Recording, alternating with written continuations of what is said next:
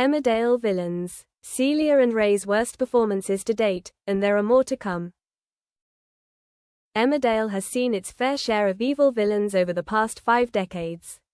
Characters with twisted morals, ready to be ruthless, violent and cold-hearted to the point of shivering. From the moment the story begins to unfold, viewers can clearly sense that the show is about to embark on a much darker journey than the gangsters that are usually seen in the world of soap operas. And as each layer of mystery is peeled back, Celia and Ray emerge as more than just regular villains, but 2 of the most dangerous ghosts the village has ever faced. What makes their story so compelling is that each new secret revealed opens a door to a deeper layer of darkness. Each step they take is more suffocating than the last. Celia and Ray are not motivated by chaos, revenge, or sick pleasure. Their motives are much colder. Evil is profitable, and pain is simply the currency they use. Celia's vast criminal empire is built on exploiting the vulnerable, from children, the disabled, to trafficked and forced laborers, drug dealers, or prostitutes. It's the kind of story that leaves viewers breathless because it reflects the brutal reality of real life, not a theatrical tragedy. What chills me most is their calculation. Celia acts like a strategist, shrewd and never wavering. Ray is a loyal enforcer, as if he has absorbed her cruelty over time. They are less like a family than a pact formed from the darkest corners of human nature. But despite ruling by fear, Celia's time is running out. But as Jay reveals, there are more horrifying truths ahead before they come crashing down. That promise alone is enough to keep viewers on their toes.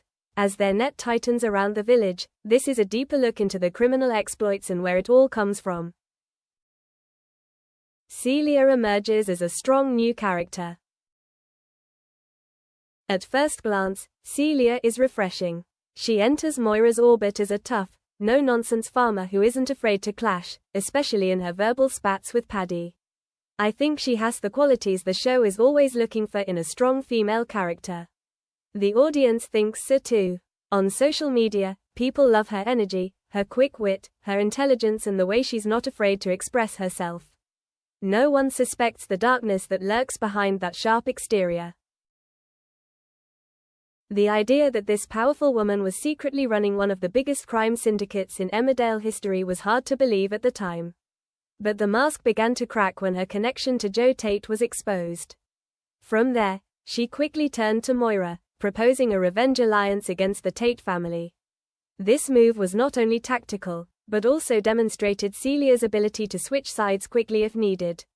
It was the moment she went from being an interesting character to a genuine threat.